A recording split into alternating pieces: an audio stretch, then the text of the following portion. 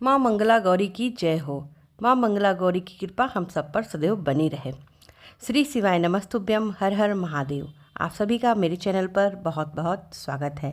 आज की वीडियो में मैं आपको मंगला गौरी व्रत कथा सुनाऊंगी। सावन के हर मंगलवार के दिन मंगला गौरी व्रत रखा जाता है।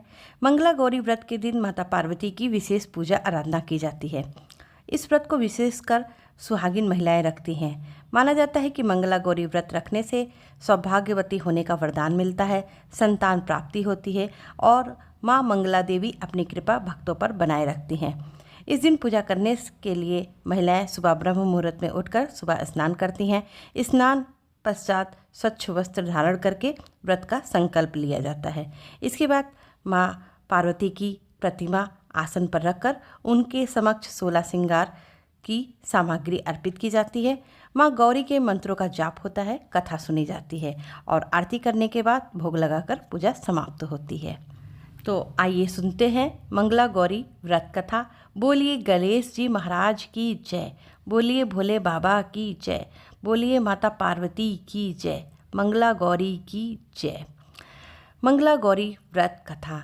मंगला गौरी व्रत से एक बहुप्रचलित पौराणिक कथा जुड़ी हुई है।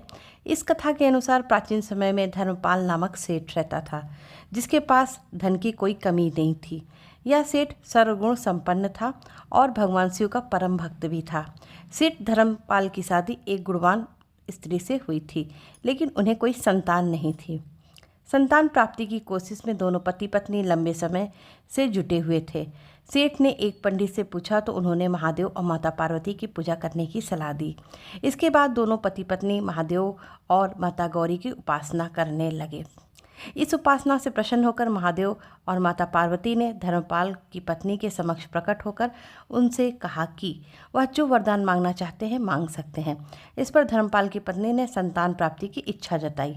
भगवान शिव और माता पार्वती ने धर्मपाल और उसकी पत्नी को संतान का वरदान दिया, लेकिन साथ में यह भी बताया कि संतान अल्पायु होगी। धर्मपाल के घर पुत्र ने जन्म लिया। ज्योतिष की सलाह लेने के पश्चात धर्मपाल ने अपने पुत्र की शादी ऐसी कन्या से करवाई जो मंगला गौरी का व्रत रखा करती थी।